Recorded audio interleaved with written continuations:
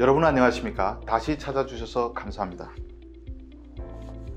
오늘 시간에는 김정은의 꿈 코로나가 이뤄주다는 주제, 그리고 새로운 시대에 탈북민 정책이 어떻게 바뀌어야 하는지에 대해 말씀드릴까 합니다. 2020년 초부터 발생한 코로나로 전 세계에서 많은 피해자들이 생겼습니다. 사망한 분들이 제일 안타깝고, 그리고 코로나 방역 때문에 여행업계 종사자, 자영업자 등이 많은 피해를 입었습니다. 그런데 코로나로 가장 큰 타격을 입은 것이 바로 한국에 오려던 탈북민들이 아닐까 싶습니다. 정말 망연자실할 정도인데 왜 그렇게 말할 수 있는지 설명드리겠습니다. 주성아TV는 구독, 좋아요도 좋지만 끝까지 들어주시면 더욱 힘을 얻습니다. 2021년에 한국에 입국한 탈북민이 몇 명이나 될까요? 아직 4분기 통계가 나오지 않았는데 3분기까지 48명에 불과했습니다. 3분기에는 12명이 들어왔는데 4분기는 그보다 적다는 말을 들었습니다. 4분기에 3분기 숫자만큼 12명이 들어왔다고 봐도 결국 한 해의 입국자가 60명에 불과하다는 답이 나옵니다. 탈북민 입국 60명은 정말 말도 안 되게 적은 숫자입니다.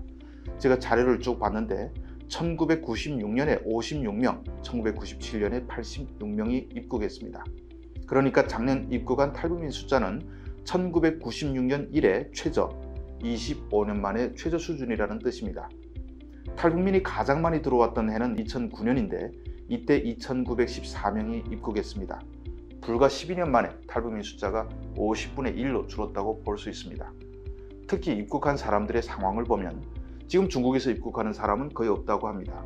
러시아, 유럽, 아프리카 이런 곳에서 귀순했을 경우 한국에 입국할 수 있는데 중국을 거쳐 동남아로 넘어가오던 기존의 대량 탈북 루트는 사실상 막혔습니다. 지금 코로나 때문에 중국의 통제가 너무 강화돼서 움직일 수가 없습니다. 성 지역별 이동이 철저히 차단되고 탈북을 돕기 위해서 중국으로 들어가도 운신하기 어렵습니다. 이런 애로를 넘어서 동남아로 갔다고 해도 코로나 때문에 받아주지 않습니다. 물론 넘어가서 한국 대사관 들어가면 방법이 있겠는데 제일 중요하게는 중국에서 움직이기 어려운 상황 같습니다. 그런데 중국에서 움직이기 어려우니 북에서 넘어올 생각을 못합니다. 이미 중국에 결혼 등으로 남아있던 탈북민은 올 사람은 거의 왔다고 봅니다. 현재 중국에 남아있는 탈북민은 제 개인적인 추산으로 5,000명도 안 될 겁니다. 그런데 이들은 결혼해서 아이도 있고 신분 문제도 해결하고 등의 이유 때문에 한국에 오지 않고 현재 그냥 머물러 살기로 작정한 사람들이 태반입니다. 그래서 오래전에 중국에 넘어왔다가 이제 한국으로 올 수 있는 탈북민은 많지 않습니다. 최근 몇 년 동안 한국에 입국한 탈북민을 보면 북한에서 탈북해오는 신규 탈북민이 많은데 중국이 꽉 막히니까 브로커들이 북에서 탈북을 시킬 엄두를 못 냅니다. 물론 지금 북중 국경이 얼마나 폐쇄됐는지 제가 이미 많이 말씀드렸습니다. 북한은 국경 1~2km에 완충지대를 만들어 놓고 안에 들어오면 사살하고 철조망 완전히 재정비했고 지뢰까지 깔았다고 제가 말씀드렸습니다. 중국은 굵은 쇠철망을 치고 가시철조망까지 위에 두른 높은 신규 철조망을 치는 데다가 CCTV까지 잔뜩 깔았습니다.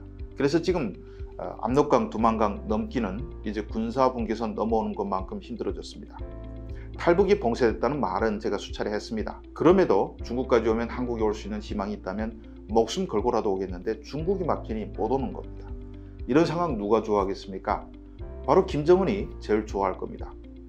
김정일이 2008년 8월 뇌졸중으로 쓰러졌다가 그 해 10월 회복한 뒤 내가 얼마 오래 살지 못할 것이라고 판단하고 그때부터 아들에게 권력을 넘겨주기 시작했습니다. 처음 넘겨준 것이 바로 비밀경찰인 보위부였습니다. 보위부를 넘겨받은 김정은은 자기의 능력을 보여주기 위해서 아버지에게 탈북을 막겠다고 공약했습니다. 당시는 탈북의 흐름이 최절정에 달할 때여서 2006년에 한국에 입국한 탈북민이 2,000명이 넘었고 2008년에는 2,800명이 됐습니다. 기하급수적으로 늘 때였습니다. 김정은이 1998년 스위스에서 자기를 돌봐주던 이모와 이모부, 외사촌 3명이 탈북하면서 배신에 대한 트라우마가 있다는 말씀도 이미 드렸습니다. 아무튼 김정은에게 탈북이란 참을 수 없는 자신에 대한 배신이었습니다. 탈북을 대하는 태도가 김정일과 완전히 달랐습니다. 처음에는 국경의 병력을 증강하고 처벌하고 했지만 끝내 막지 못해 결국 경비대가 탈북시켜달라는 청탁과 함께 뇌물을 받으면 그걸 신고할 경우 뇌물도 다 주고 입당도 시켜주고 대학도 보내준다는 파격적인 인센티브를 걸었습니다. 그래서 2, 3년 뒤에는 돈이 있어도 경비대를 신뢰할 수 없어 탈북이 확 줄었다. 이런 이야기도 제가 유튜브를 통해 여러 차례 했습니다.